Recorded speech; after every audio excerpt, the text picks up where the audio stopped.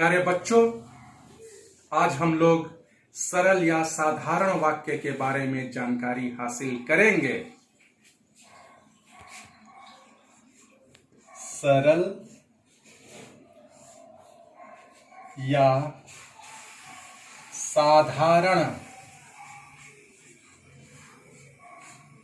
वाक्य। सरल या साधारण वाक्य अंग्रेजी में कहते हैं सिंपल सेंटेंस।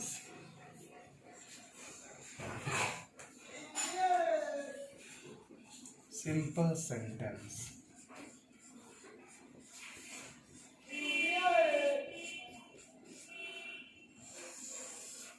सरल या साधारण वाक्य को समझना बहुत आसान है।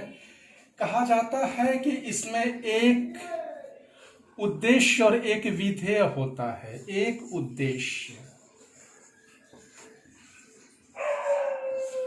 और एक विधेय।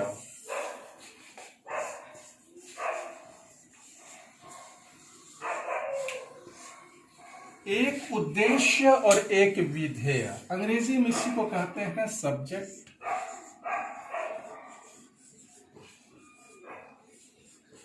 और विधेय को कहते हैं प्रेडिकेट।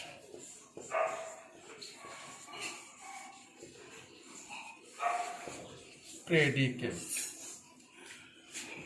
तो उद्देश्य क्या है? उद्देश्य अर्थात कर्ता।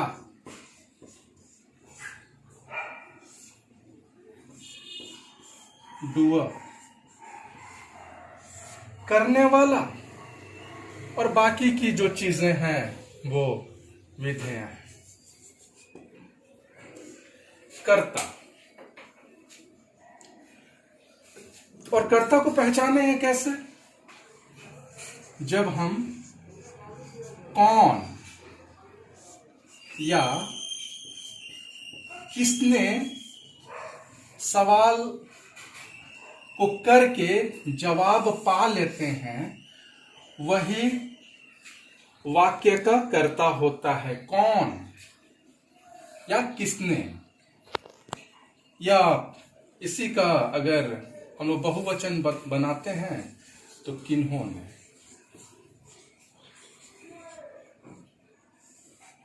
किन्होंने। इसका जो जवाब आता है वही होता है उद्देश्य, वही होता है कर्ता। और एक उद्देश्य कहने का मतलब, एक उद्देश्य, एक विधेय कहने का मतलब एक इकाई के रूप में उद्देश्य आए। हम कहते हैं राम आम खाता है। तो राम यहां उद्देश्य है, कर्ता है। कौन आम खाता है? तो राम। ठीक है।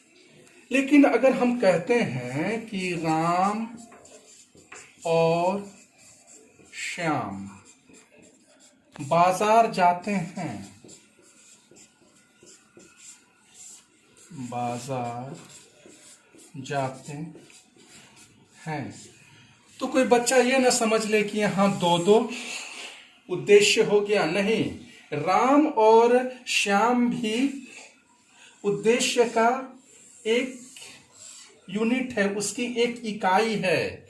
ये भी एक ही उद्देश्य, एक ही सब्जेक्ट माना जाएगा।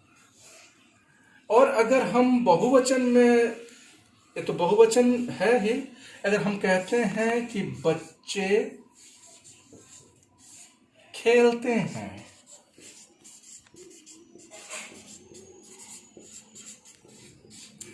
तब भी जो यहां बच्चे है वो उसको उद्देश्य माना जाएगा और एक ही माना जाएगा। इनके बहुवचन होने से कोई फर्क नहीं पड़ता है, उसको एक उद्देश्य माना जाएगा। तो ऐसा हम समझते हैं कि सरल या साधारण वाक्य में एक उद्देश्य और एक विधेय होता है। उद्देश्य को अंग्रेजी में सब्जेक्ट कहते हैं, विधेय को प्रेडिकेट कहते हैं। उसे हम कर्ता या डूअर के हिसाब से भी समझ सकते हैं। और इसको पहचानने की सबसे आसान विधि है कि कौन या किसने या किन्होंने? उसका जो उत्तर आता है वही होता है हमारा उद्देश्य, वही होता है हमारा कर्ता। तो यहां राम आम खाता है, तो राम यहां कर्ता है, उद्देश्य है। उसी तरीके से राम और श्याम बाजार जाते हैं, तो राम और श्याम यहां कर्ता है और इसको उद्देश्य कहा जाता है। उसी तरीके से बच्चे खेलते हैं, तो बच्चे बहुवचन है, ये कर्ता है और यही उद्देश्य है। तो इस तरीके से यहां कोई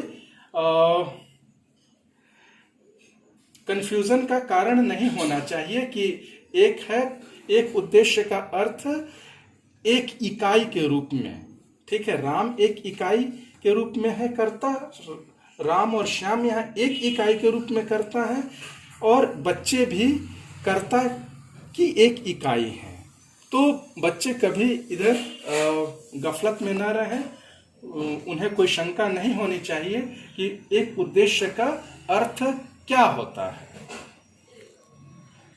सरल वाक्य या साधारण वाक्य को समझने की एक और सरल विधि है कि जब हम कहते हैं कि हमारे पास एक उद्देश्य और एक विधेय है, तो उद्देश्य को हम लोग समझ गए,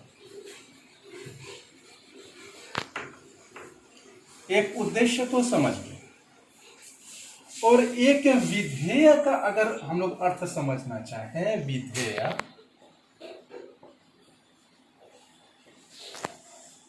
तो उद्देश्य के बाद जो कुछ भी इधर आता है वो विधेय बन जाता है। उसमें कर्म होता है, क्रिया होती है, लेकिन कर्म के बिना भी सिर्फ क्रिया के आने से विधेय होता है। और कहा जाता है कि एक उद्देश्य और एक विधेय अर्थात एक क्रिया,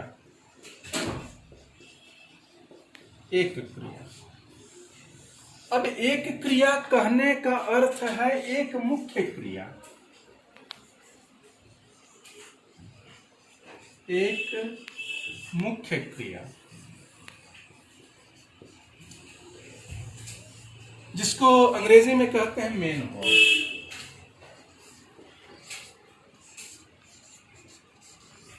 मेन वर्ब। तो एक क्रिया, एक अर्थात एक मुख्य क्रिया, मेन वर्ब, लेकिन उसके साथ साथ सहायक क्रिया तो आ सकते हैं ना। जैसे एक उदाहरण हम लेते हैं कि छात्र मैदान में खेलता है, छात्र मैदान में खेलता है, तो यहां खेलता है एक क्रिया है और छात्र यहां उद्देश्य है। तो ये सरल या साधारण वाक्य, सरल या साधारण वाक्य का उदाहरण हुआ।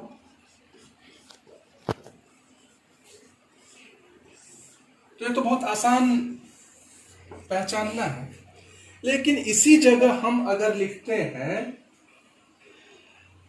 कि आकाश भागता रहता है, आकाश बच्चे का नाम है, वो ऊपर आसमान वाला नहीं, आकाश भागता रहता है,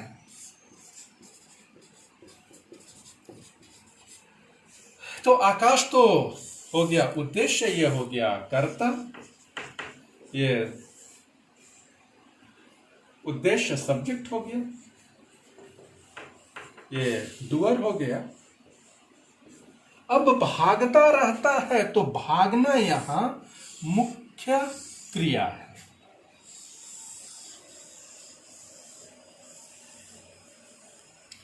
रहता है सहायक क्रिया है। यहां आकाश भागता है, ये अर्थ महत्वपूर्ण है, न कि आकाश रहता है, ऐसा नहीं। आकाश भागता रहता है, भागना यहां मुख्य क्रिया है, इसलिए इसको एक ही क्रिया मान लेते हैं।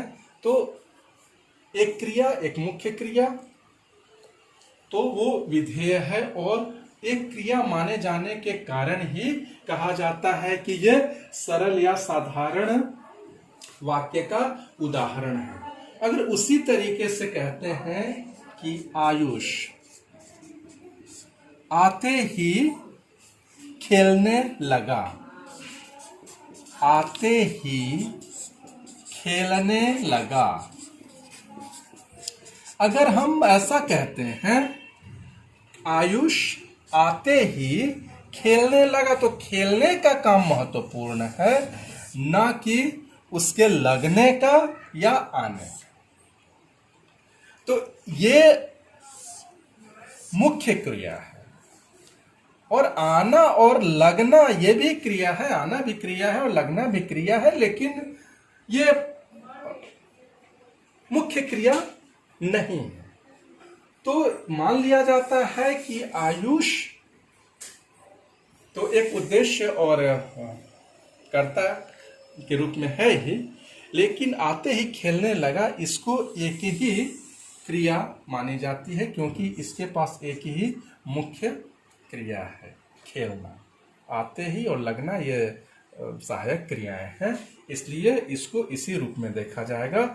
और संपूर्णता में, समग्रता में इसको एक ही क्रिया माने जाने के कारण यह भी सरल या साधारण वाक्य का उदाहरण है। तो मैं समझता हूं कि मैंने विधेय अर्थात एक क्रिया और एक मुख्य क्रिया और उसके बाद जो सहायक क्रियाएं आती हैं वो किस तरीके से रहती हैं और उसको एक ही माना जाता है। अगर एक मुख्य क्रिया का महत्व होता है, बाकी जो सहायक क्रियाएं होती हैं उनका बहुत महत्व नहीं होता है।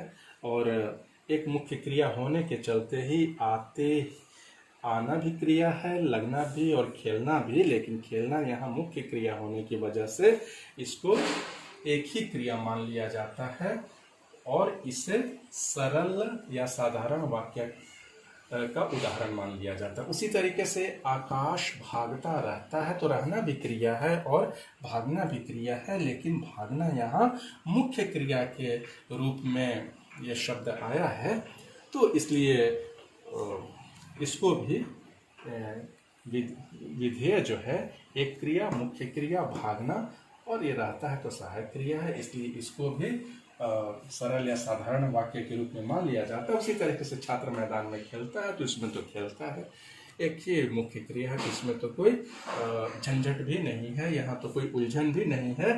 लेकिन जहाँ उलझने हो सकती थी वहाँ बच्चों को समझा दिया गया है, उनको परेशान होने की बात नहीं है, देखना है कि मुख्य क्रिया कैसे है और एक ही मुख्य क्रिया के साथ सहायक क्रियाएं अगर लगती हैं तो उसे एक ही क्रिया मान लिया जाता है और उसे सरल या साधारण वाक्य का उदाहरण माना जाता है। तो मैं समझता हूँ कि इतनी सारी चीज़ों को बताने के बाद बच्चों के मन में कुछ भी उलझन नहीं होगी, कुछ भी झंझट नहीं होगी, कुछ भी जो गलतफहमियां होती हैं उनके पास रहने के लिए अब कोई जगह नहीं है। तो इससे पहले मैंने उद्देश्य या कर्ता के बारे में बताया कि कर्ता अगर एक है, राम है, तब भी वो एक ही इकाई के रूप में है तो उसको एक माना जाएगा। एक कर्ता राम और श्याम है तो उनको भी कर्ता की एक इकाई मानी जाएगी, उद्देश्य की एक इकाई मानी जाएगी।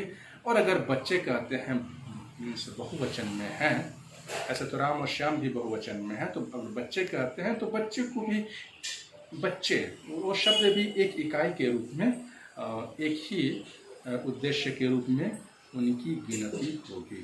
तो अब संदेह की बहुत गुंजाइश नहीं है, बिल्कुल गुंजाइश नहीं है। तो बच्चे इस चैप्टर को इसी तरीके से समझने की चेष्टा करेंगे और अगली बात आगे के वीडियो में